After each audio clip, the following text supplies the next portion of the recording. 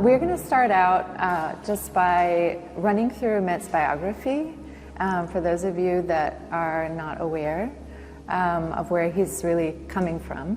And then we're going to move 3 places and talk about specific works, specific prompts that might just start to inform, big and small parts of a really expansive practice that, we can't really get through in a small walkthrough.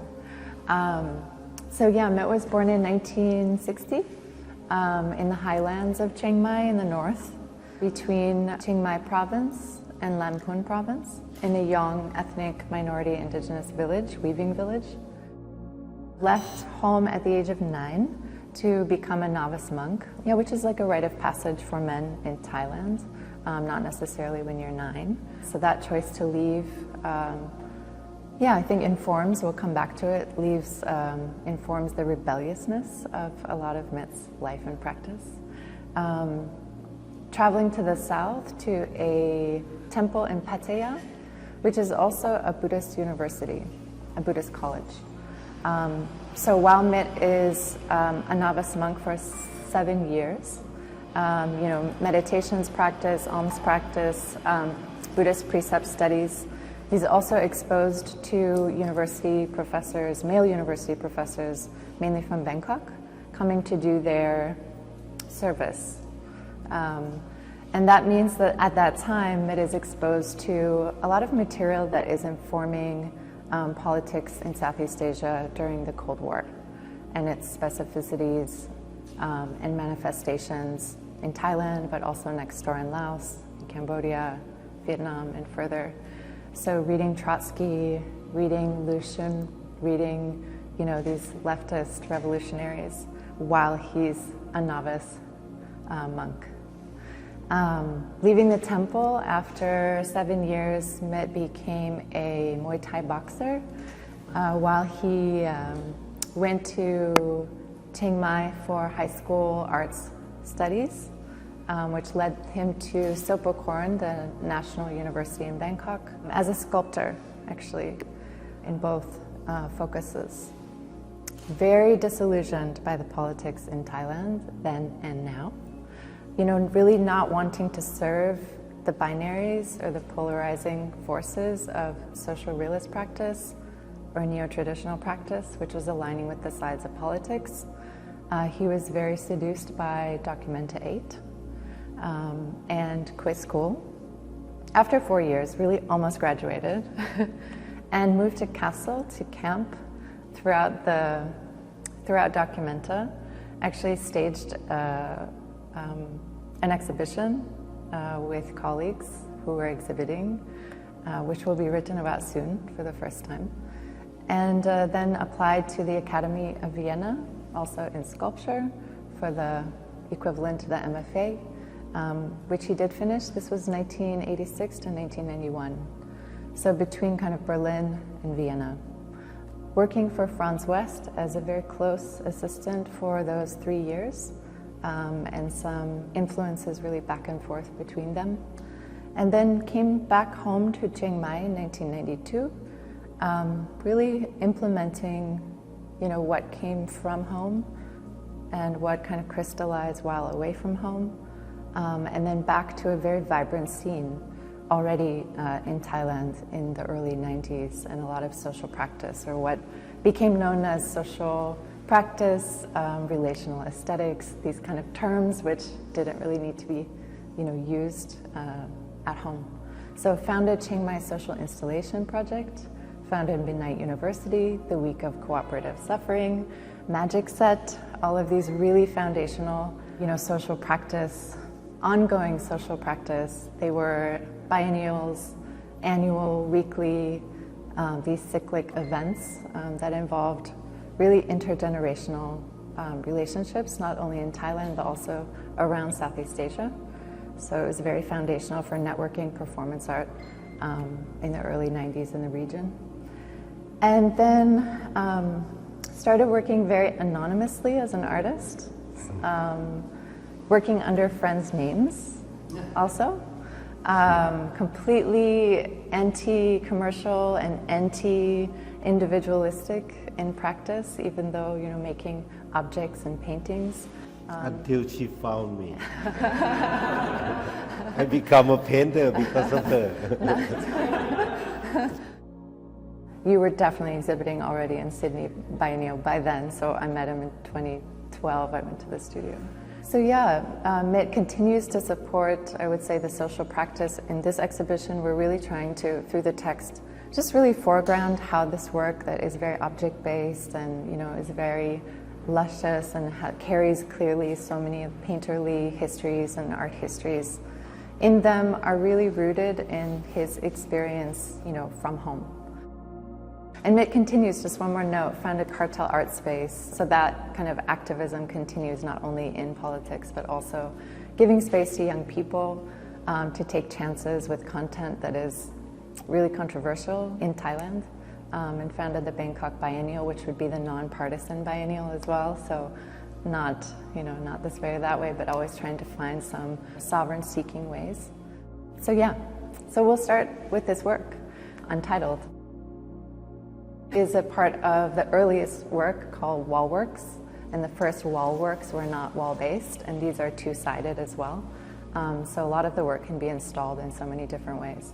This is from 2004. For those of you who know, Pratchaya Pintong was part of the first Singapore Biennial, and again, it's that story of MIT being anonymous. So Pratchaya, there's a lot of conceptual folk, right, asking MIT, can you make the work for my show in Singapore Biennial? MIT made 120 works, and if you look quick and closely, they're the same. They're copies of each other. In Buddhist practice, the copy is just as sacred as the original, or perhaps even more. It's not the same kind of orientation to, the value of the original.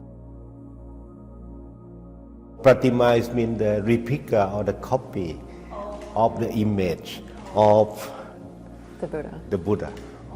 And the Buddha is not like in a human figure or God figure, but usually we symbolize it as a symbology or the wheel of the cart or the deer. You see.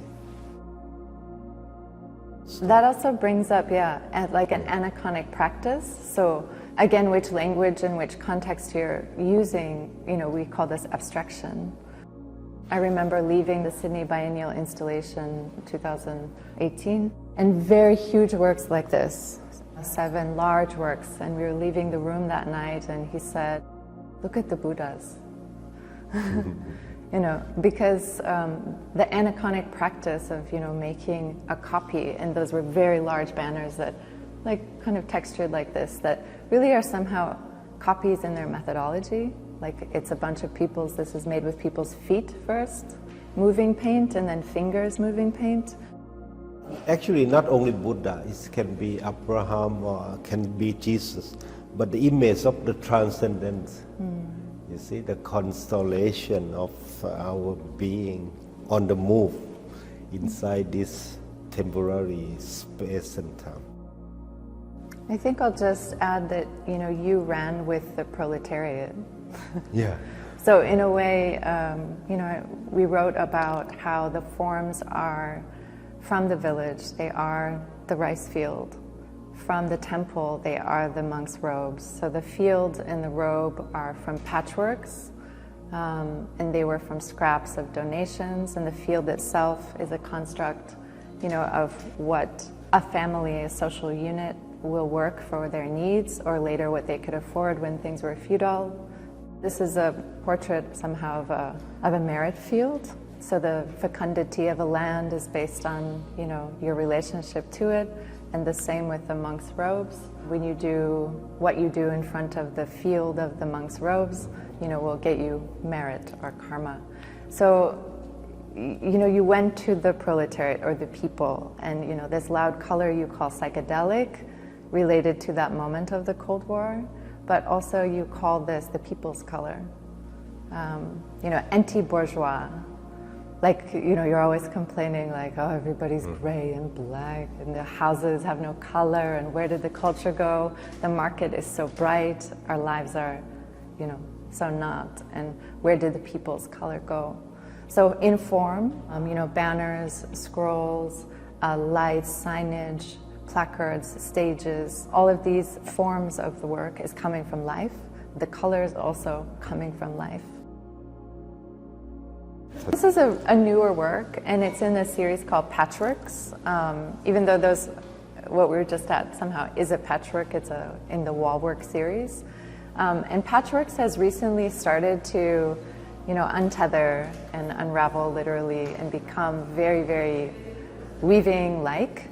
I think this is a good time to talk about color next to these two. And just to ask you, Mit, what your relationship is with color and how you make your paint. And then we'll move on to the mood of color. You see, and the frustration of I'm a sculptor, learn or by heart, but I live with the paint. It's always image of the painting. And then all the method, the materials and the mediums and the process or the working condition with the paint and the canvas I'm so indulged in it, so we live with it day and night. No?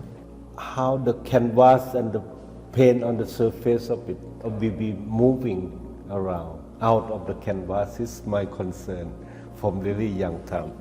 So then I start my own recipe.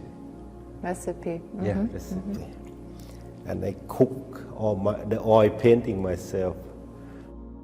This series come up a little bit from the 90s because I love to put the two-sided canvas, how to make it work. This looks very much like if you visit Mit's studio, there's very long tables, like about as long as this room, that look like this. So it looks like some science experiment where the volcanoes will erupt. And I really love the language that Mit uses to talk about kind of agency and activation of color in the paint. So he keeps some open, as in like wet and ready, and then some close for years, like many years. These mounds will stay.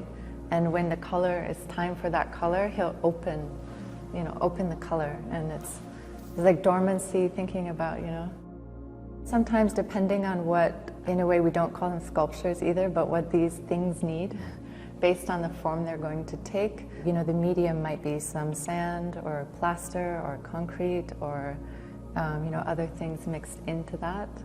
So for the pliability of the need of that work.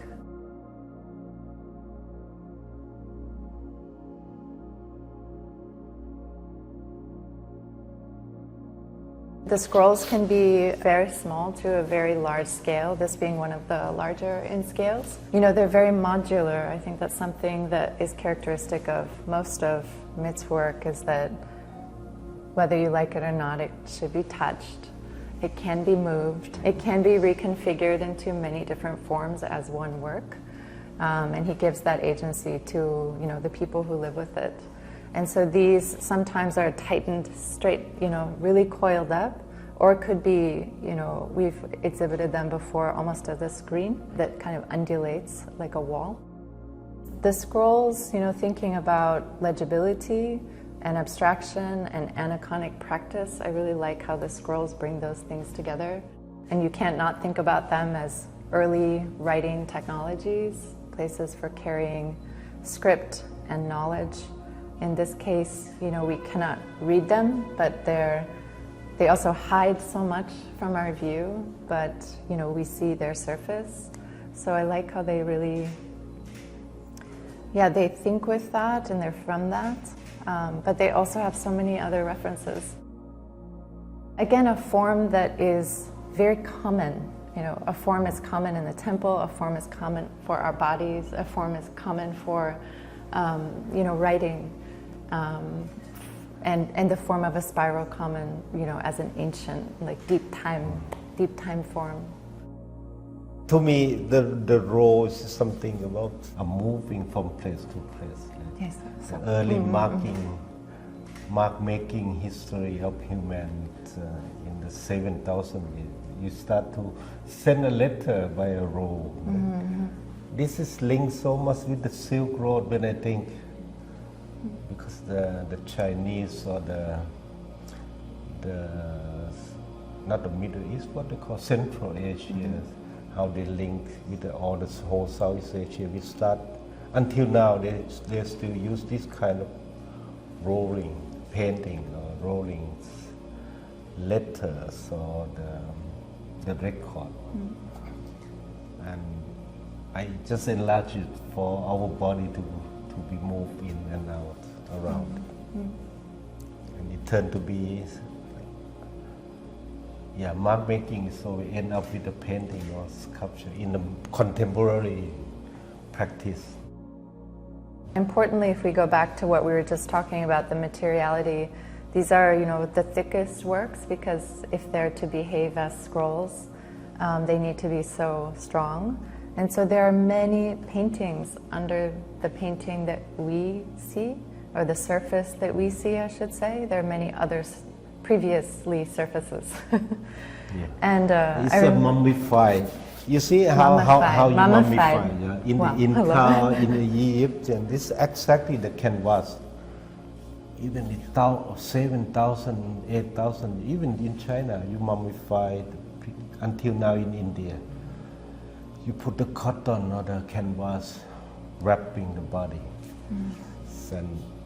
And this, when I treat it, it's like a mummified painting. I put at least 6 or 8 canvas, press it together until it become like thick enough to standing. So, to me, I see everything as a painting or mark making. You put things, you put color or some mark on the surface.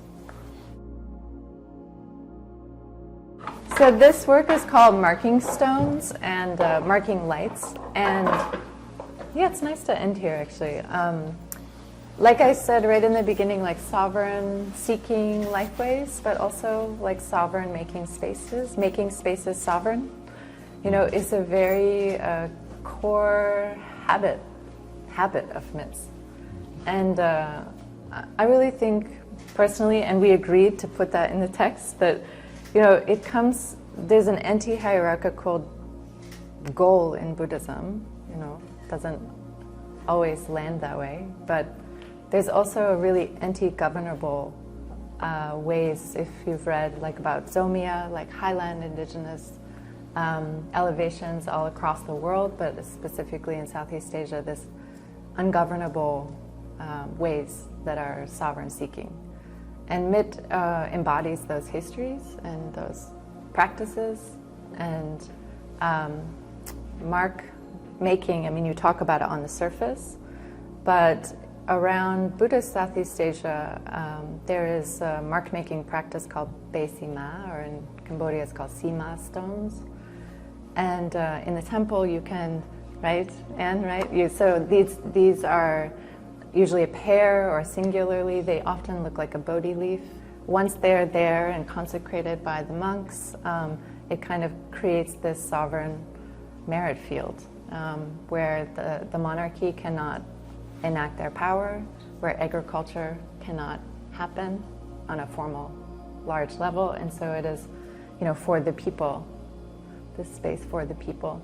And so these are, based off of that when we have our Bae Sima, our Sima stone, it's charged with sovereignty, or we have the agency to make that in our lives, which does relate also to the tunnel, places, and scroll too, like places that are positively charged to cleanse and to make sovereign space. I would love all this group of artists like this Franz West. It's like a destiny that I met him again. And also Franz West, all that I call freak, all the freak from Düsseldorf and all that, all the Fluxus happening. Artists are not really doing art, but they do spiritually to me. They do something that's useless, not a functional. but it make me want to do something, but it's not functional too, because this stool, if you sit it not carefully, it will broke it or fell down. But I love this idea of make insecure. The something that you can use, but half of it can have to be art. You understand? Art is uncertainty and psychologically is insecure or a kind of inferior. You feel that you cannot be such a human. And you can't have an ego on those chairs. Yeah, this trip to New York, I'm so depressed with my friend. We saw other around. I cannot complain, right? Because of microphone here. But it ended up last night very nice with the event.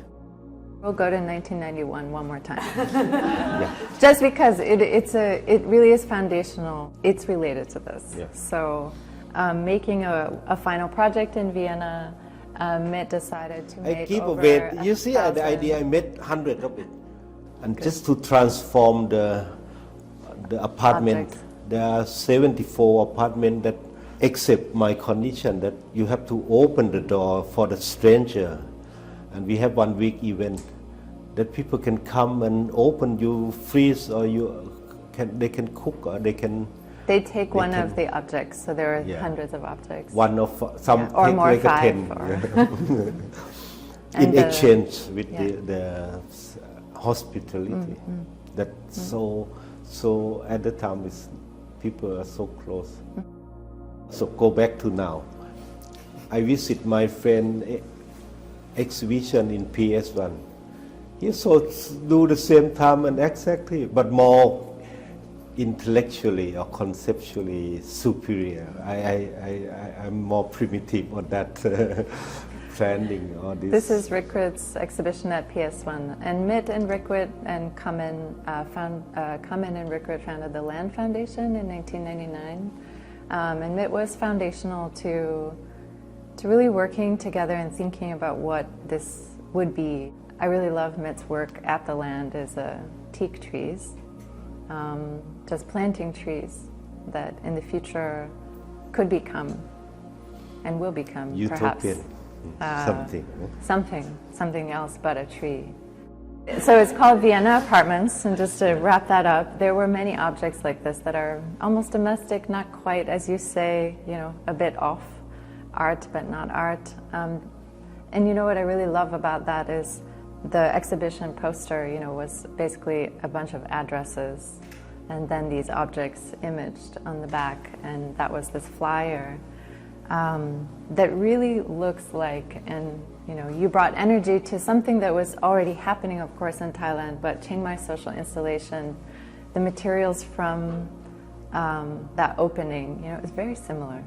So you're plotting, public space, cemeteries, universities, the market, and using these spaces, public and private, as spaces to share things together. So you don't, Chiang Mai social installation, it's not a festival, it's not art, it's not, so really trying to resist the definitions and calling it life all the time. The Land Foundation too, for example, it's based on the rice field, it's based on the water in the rice field, everything conceptually that came from that is really based on living with the paddy. So I think this practice, it's interesting as people start writing a bit more about the cross-pollination of your time at home and then in Europe and then back at home. Just how much was really there, but how much could happen, away. And the relationships, for example, David Hammond's was in the first Chiang Mai social installation, this like rice stick, and these relationships we don't really look at so closely yet, but we will. For this exhibition, there's pledges. So often wherever this goes, people pledge to do good, and then. Every week one will be given away based on the one that's chosen. So put your pledge. When I work, I have to think about place and people. Gold to me is, in the modern term, is Eurocentric. But as a minority in the Southeast Asia and the Third World, gold is something preserved only for the ruler. This series is like a people war. I call it people war, people flag.